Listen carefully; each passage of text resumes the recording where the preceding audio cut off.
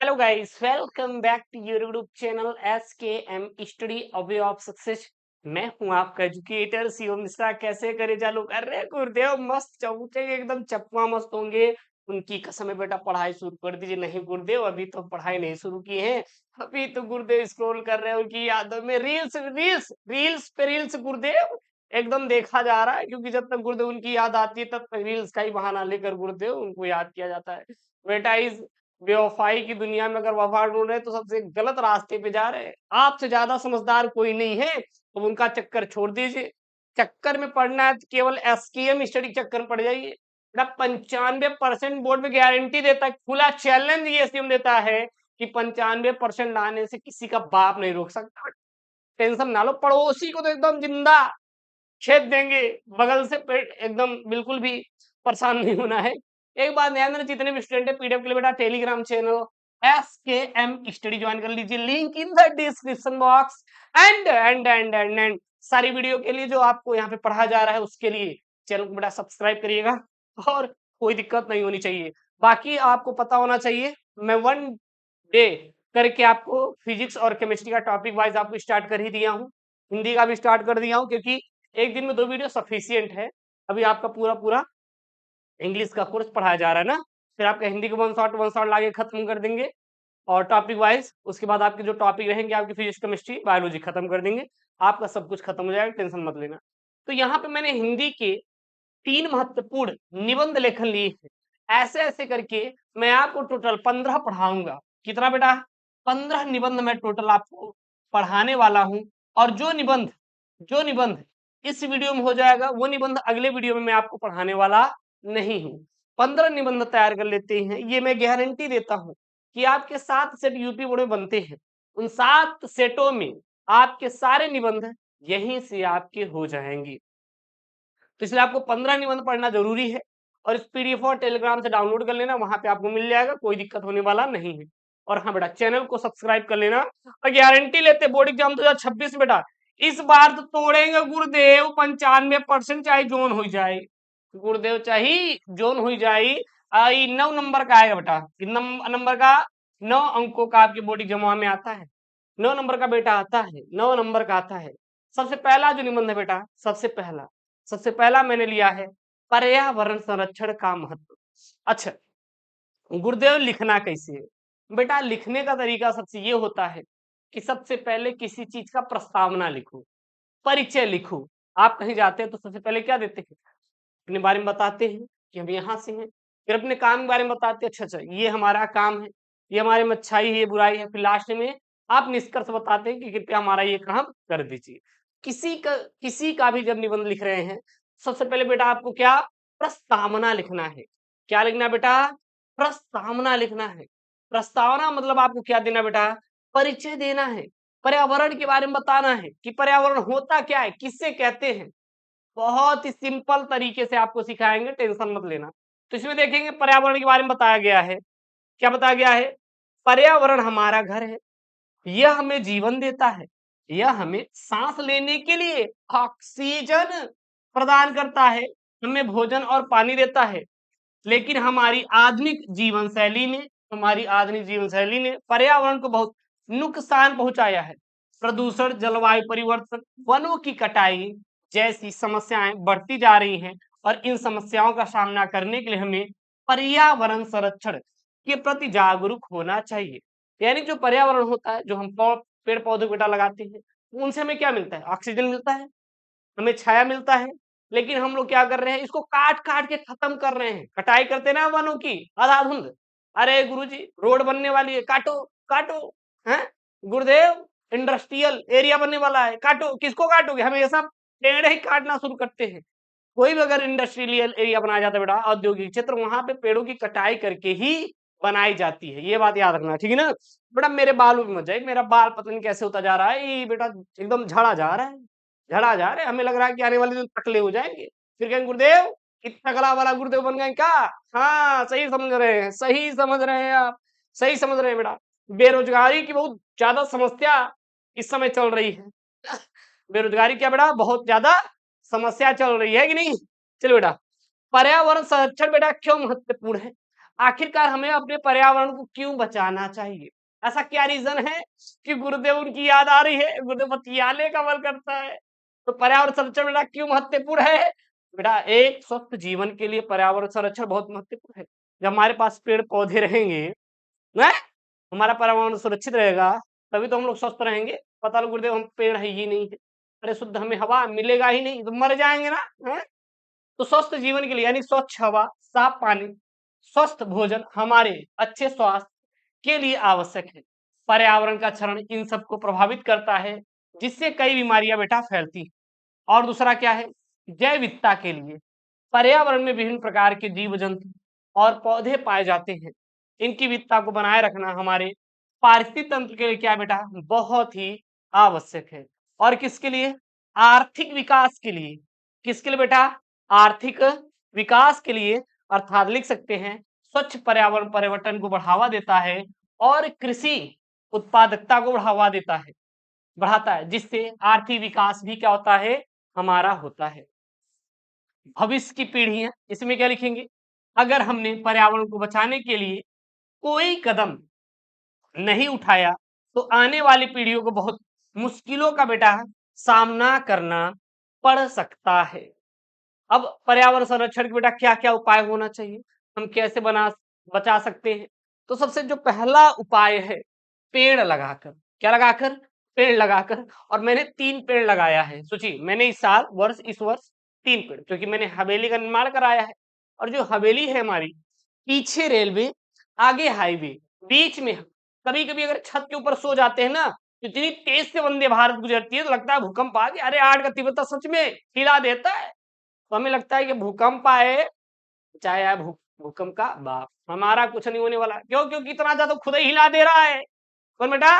Railway.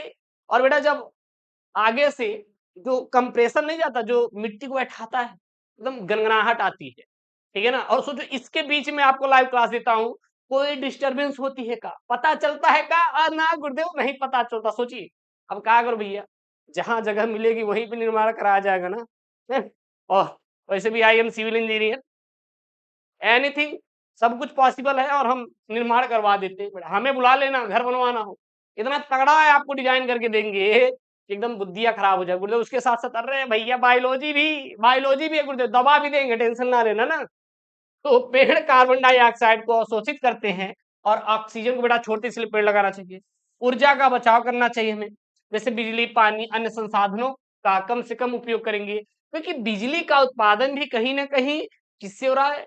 जैसे water water dam बने हुए हैं, हाइड्रोलिक, वहां पे हाइड्रोलिक के द्वारा वहां पे, हाँ, अरे भैया बड़े बड़े पवन ऊर्जा चीजें होती है ना। एंड जो हमारे बड़े बड़े एनटीपीसी जो प्लांट लगे होते हैं, वहां पानी की वजह से ही बिजली का उत्पादन होता है। बिजली बची रहेगी तो हम उसको और अन्य जगह यूज कर लेंगे। समझ आ रहा है ना? अगला, कचरे का पुनर्चक्रण करें। जो हमारे पास कचरे को अलग अलग पुनर्चक्रण करने के लिए भेजे, जो हमारे पास कचरा है उसको कहीं ले जाकर फेंक के कचरा मत करो, बल्कि उस कचरे में से जो सही मटेरियल है, जो हमारे खेत के लाभदायक है, उसको आप ले जाकर खेत में डाल लीजिए, नहीं तो गड्ढा खोद के वहां भर दीजिए। फिर कई वर्षों बाद वो सड़ जाएगा, फिर उसको हमें ले जाकर क्या कर लेना है? यूज कर लेना है। सार्वजनिक परिवहन का उपयोग करना चाहिए, निजी परिवहन का गुरुदेव क्यों? तो क्योंकि भैया हर आदमी अगर खुद का परिवहन यूज करेगा तो ज्यादा कार्बन डाइऑक्साइड निकलेगा ना। तो हमें सार्वजनिक परिवहन का उपयोग करना चाहिए। निजी वाहनों के उपयोग को कम करके बेटा प्रदूषण को कम किया जा सकता है। जल संरक्षण करके पानी को बर्बाद न करें, और बारिश के पानी को बेटा क्या करना, हमें एकत्रित करना है। लास्ट बेटा निकलना है निष्कर्ष। निष्कर्ष लिखना उतना ही इंपॉर्टेंट है जितना बेटा हमारे लिए किसी भी सब्जी में नमक डालना, ठीक है ना? पर्यावरण संरक्षण हम सभी की जिम्मेदारी है। हमें अपने दैनिक जीवन में छोटे छोटे बदलाव करके पर्यावरण को बचाने में योगदान देना चाहिए। आइए हम सब मिलकर एक स्वच्छ और हरा भरा पर्यावरण बनाने का क्या ले बेटा, संकल्प लें। अगला लो भैया, वर्तमान समय में नारी शिक्षा इतना इंपॉर्टेंट है जितना नीले ड्रम से लड़कों के अंदर खौफ होना। आजकल तो यार अगले लेवल का खौफ है? अभी वैसे भी हमारा बिया हुआ नहीं हुआ, टेंशन ना लो, हम खौफ मुक्त हैं, ठीक है ना? मजे ले रहे हैं गुरुजी है? मजे ले रहे हैं क्या? अगर बेटा आप किससे मजे ले जाएगा, हमारे पास आपके सिवा कोई है भी नहीं ना। अगर हमारे पास आपके सिवा कोई होता तो जाके उनसे मजे लेते लेते ना। लेकिन हमारे पास तो आपके सिवा कोई है ही नहीं। और जब कोई नहीं है करे जब वाह, तो आप पैसे मजे लेंगे और किसी पड़ोसी से लेने जाएंगे, पड़ोसी उठा के हरियर गोदा कहेंगे आवत हो मत आई थे जाई जरा कर नाती ना आई तो है, ऐसे बोलते ना। चल बेटा, वर्तमान समय में नारी शिक्षा मतलब उसको शिक्षित करना बहुत जरूरी है, नहीं तो बेटा हम लोगों को नीले ड्रम में डाल डाल के फेंक दिया जाएगा। बच के रहो बेटा, बच के रहो, बाद में देखते हैं। भैया सब लोग ऐसे नहीं है। अब क्या, एक मछली गंदी हो गई, क्या आप सभी मछलियां अब वही बात करेंगे तो दिक्कत हो जाएगा ना। हैं? चलो बेटा ये लिखेंगे प्रस्तावना। क्या लिखेंगे? प्रस्तावना। भैया हमें छोड़ दीजिए, हमें नीले ड्रम में जाने की आवश्यकता नहीं है कृपया, ठीक है ना। अभी बहुत जीने की तमन्ना है हमें, अभी बहुत जीने की तमन्ना है। तो वर्तमान समय में बेटा नारी शिक्षा, क्या बोलेंगे कि नारी शिक्षा आज के समय में एक महत्वपूर्ण विषय बन गया है। यह न केवल व्यक्तिगत जीवन के लिए बल्कि समाज और राष्ट्र के विकास के लिए भी क्या है, अत्यंत है। साथ ही साथ पुरुषों के बचाने के लिए भी क्या है, बहुत ही आवश्यक हो गया है। ऐसा नहीं है यार, हर सिक्के के दो पहलू होती हैं। आप जिस पेपर में आप देख रहे हैं कि किसी भी लड़के को मार दिया गया उसके बॉयफ्रेंड के द्वारा, ठीक है ना, या लड़की ने वहां पर पार्टिसिपेट किया, तो आप उसी पेपर के अगर दूसरे पेज पर जाएंगे तो देखेंगे वहां पर कई सारे ऐसे न्यूज मिलेंगे जहां पर अपनी पत्नी को जिंदा जला दिया गया। बेटा काहे के लिए? दहेज नहीं मिला था, दहेज में कार नहीं मिला, पत्नी को खेद लिए हैं। तो ये सारी स्थितियां भी हैं, ऐसा नहीं कि आप हमेशा बोल रहे हैं, आप सही से उसको देखेंगे तब पता चलेगा। नारी शिक्षा का बड़ा महत्व क्या है? तो सबसे पहला सशक्तिकरण के लिए, यानी नारी शिक्षा या शिक्षा महिलाओं को लिए महिलाओं को आत्मनिर्भर बनाता है। वे अपने निर्णय स्वयं ले सकती हैं और समाज में अपनी पहचान बेटा क्या कर सकती हैं, बना सकती हैं, पहचान बना सकती हैं। अगला, सामाजिक विकास के लिए शिक्षित महिलाएं समाज में सकारात्मकता बदलाव ला सकती हैं और वे कुरीतियों और अंधविश्वासों को चुनौती दे सकती हैं और समाज को जागरूक भी करती हैं।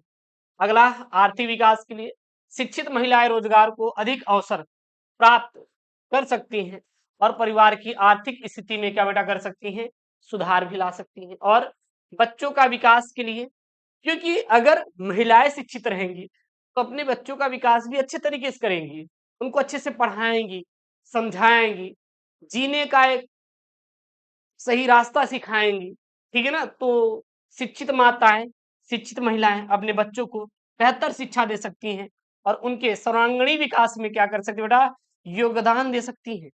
अगला, लैंगिक समानता के लिए, यानी कि जो नारी शिक्षा लैंगिक समानता को बढ़ावा देता है और महिलाओं को पुरुषों के बराबर का दर्जा दिलाती है। लैंगिक समानता का मतलब कोई एक डीएम है, वो क्या है, लड़का है, अगर वहां पे एक लड़की भी डीएम बन जाएगी तो वो समान, उसको इज्जत मिलने वाला है, इज्जत की कोई कमी बेटा नहीं होने वाली।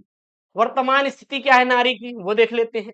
जो नारी शिक्षा भारत में नारी शिक्षा काफी प्रगति हुई है, लेकिन अभी भी कई चुनौतियां हैं। ग्रामीण क्षेत्रों में, विशेषकर दूर दराज के इलाकों में लड़कियों की शिक्षा दर कम है और सामाजिक और आर्थिक कारणों से कई लड़कियां स्कूल को क्या कर देती हैं, छोड़ देती हैं। समझ में आया ना? अब क्या है चुनौतियां और समाधान, क्या क्या चुनौतियां जिसकी वजह से नारी को शिक्षा नहीं मिल पाता, और ऐसे से क्या क्या समाधान है जिसकी वजह से उनके पास तक शिक्षा को पहुंचाया जा सकता है। तो चुनौतियां और क्या बेटा, समाधान। तो लड़कियों को स्कूल भेजना, अभिभावकों को अपनी बेटियों को स्कूल भेजने के लिए प्रेरित करना होगा। शिक्षा की गुणवत्ता बढ़ानी होगी, यानी कि स्कूलों में शिक्षा की गुणवत्ता में सुधार लाना होगा, तभी उनको अच्छे से शिक्षा मिल पाएगी, किसको, नारी को। अगला है सुरक्षित वातावरण, मतलब कि अगल बगल लखैरे ना घूमे, हाँ लखैरे ना घूमे, यानी स्कूलों में लड़कियों के लिए सुरक्षित वातावरण प्रदान करना होगा। और उसके बाद आर्थिक सहायता भी देनी होगी, क्योंकि कुछ गरीब परिवार की लड़कियां जो है वो पढ़ाई नहीं कर पाती। और मैं इन लड़कियों को, जो लड़कियां गरीब हैं, इन लड़कियों के लिए हम कुछ अलग करने वाले हैं, करेंगे, आपको दिखाएंगे कि मतलब हम कोशिश करेंगे इस बार जो हमारा महाभारत बैच आने वाला है इनके लिए कुछ बेहतर करने का प्रयास करेगा, कि जाएंगे ऐसी-ऐसी जगह और इनको एडमिशन देने का प्रयास करेंगे, ठीक है ना? आर्थिक सहायता जैसे गरीब परिवार की लड़कियों को आर्थिक सहायता प्रदान करनी जानी चाहिए ताकि अपनी पढ़ाई कर सके। फिर लास्ट में लिखिए बेटा निष्कर्ष क्या लिखेंगे? नारी शिक्षा एक निवेश है जो समाज और राष्ट्र को लाभ पहुंचाता है। हमें सभी को मिलकर प्रयास करना चाहिए और हर लड़की को शिक्षा का अधिकार मिले। शिक्षित महिलाएं ही एक सशक्त और विकसित समाज का निर्माण कर सकती हैं। समझ में आ रहा है ना?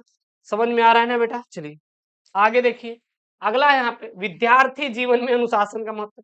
बेटा विद्यार्थी जीवन में अनुशासन का महत्व इतना ही है जितना आप रात भर रील्स चलाते हैं। बेटा आपके जीवन में अनुशासन होना बहुत जरूरी है। अगर आप अनुशासन में नहीं रहेंगे तो दिन भर कच्चा बादाम ही देखेंगे, कच्चा बादाम ही देखेंगे। समझ में आ रहा है ना बेटा? चलिए अनुशासन जीवन का एक महत्वपूर्ण आधार है। हमें अपने लक्ष्यों को प्राप्त करते समय इनका सदुपयोग करें और एक सफल जीवन जीने में मदद करता है। विद्यार्थी जीवन में अनुशासन का महत्व भी और अधिक बढ़ जाता है। विद्यार्थी जीवन में अनुशासन का आखिरकार महत्व क्यों जरूरी है? तो सबसे पहला जरूरी है पढ़ाई के लिए, यानी कि जो हम लोग पढ़ाई कर रहे हैं उसमें सफल होने के लिए, यानी कि अध्ययन में सफलता के लिए। अगर हम बोर्ड की पढ़ाई कर रहे हैं तो बोर्ड में पास होने के लिए बहुत ही जरूरी है। तो अनुशासन एक छात्र को अपनी पढ़ाई पर ध्यान केंद्रित करने के लिए मदद करता है। नियमित अध्ययन, समय पर होमवर्क पूरा करना और परीक्षाओं की तैयारी करना अनुशासन का परिणाम होता है। समय का सदुपयोग करना चाहिए। अनुशासित छात्र अपने समय का प्रबंधन करना जानते हैं। वे व्यर्थ में कार्यों में समय बर्बाद नहीं करते बल्कि अपने लक्ष्यों को पूरा करने के लिए समय का सदुपयोग करते हैं। अगला व्यक्तिगत विकास के लिए, यानी कि अनुशासन एक छात्र के व्यक्तित्व का विकास करता है और यह उन्हें स्वयं पर नियंत्रण रखना, धैर्य रखना, चुनौतियों का सामना करने की क्षमता भी प्रदान करता है। समाज में योगदान के लिए छात्र को अनुशासित रहना बहुत जरूरी है, यानी कि अनुशासित छात्र एक अच्छे नागरिक बनते हैं और वे समाज के नियमों का पालन करते हैं और समाज के विकास में योगदान देते हैं।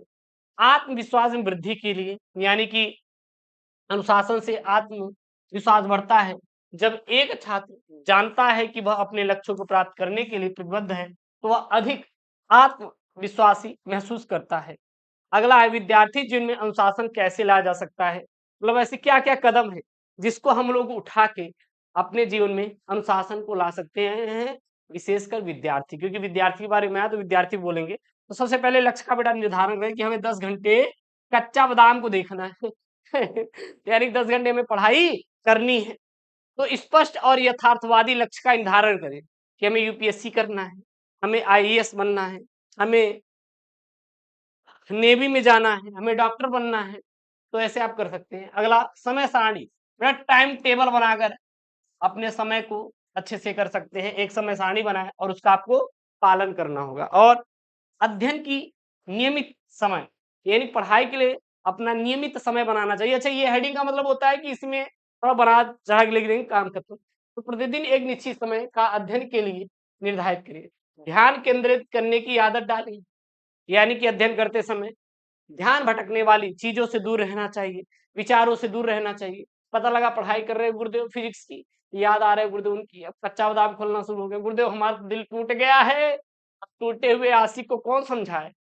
बेटा वो आएगी नहीं आपको, लेकिन नहीं गुरुदेव आएगी वो, हैं? हमसे बहुत प्यार करती बेटा। अरे प्यार करते हैं तो थोड़ी ना नीले ड्रम में डाल देते हैं? नीले ड्रम में डाल देते, है कि नहीं? स्वस्थ जीवन शैली के लिए, यानी कि नियमित रूप से व्यायाम करें, स्वस्थ भोजन लें और पर्याप्त नींद लें। उसके बाद बेटा सकारात्मक सोच रखें, मतलब सही सोच रखना है, सही सोच रखना है। सारा सकारात्मक सोच रखें और खुद पर क्या करें बेटा, विश्वास करें। और लास्ट में लिखना है निष्कर्ष। निष्कर्ष समझे ना, क्या होता है? निचोड़ पूर्णता। तो अनुशासन एक छात्र के जीवन में सफलता की कुंजी है। अनुशासित छात्र ही अपने लक्ष्यों को प्राप्त कर सकते हैं और एक सफल जीवन जी सकते हैं। इसीलिए हमें विद्यार्थी जीवन से ही अनुशासन का महत्व समझना चाहिए और इसे अपने जीवन में क्या करना चाहिए बेटा, अपनाना चाहिए, अपनाना चाहिए। ठीक है ना? तो ये रहा क्लास 12 हिंदी के 3 सबसे महत्वपूर्ण निबंध जो कि आपके बोर्ड एग्जाम 2026 के लिए है। और हिंदी के ऐसे ही मैं आपको पढ़ाऊंगा, क्योंकि हिंदी में ऐसे ही तो आता है। हाँ, निबंध जितने भी उतने पढ़ा देंगे। रस छंद अलंकार, जितने भी आपके ग्रामर टॉपिक हैं, सब पढ़ा देंगे, फिर उधर आपके गद्यांश, पद्यांश आपके करवा देंगे, तो आपका पूरा संपूर्ण टॉपिक खत्म हो जाएगा। बस पूरा टॉपिक आपको प्लेलिस्ट मिल जाएगा, link in the description box. मिलते हैं नेक्स्ट वीडियो में दोस्तों। Thank you, take care, bye bye. Love you all यार, लव यू ऑल।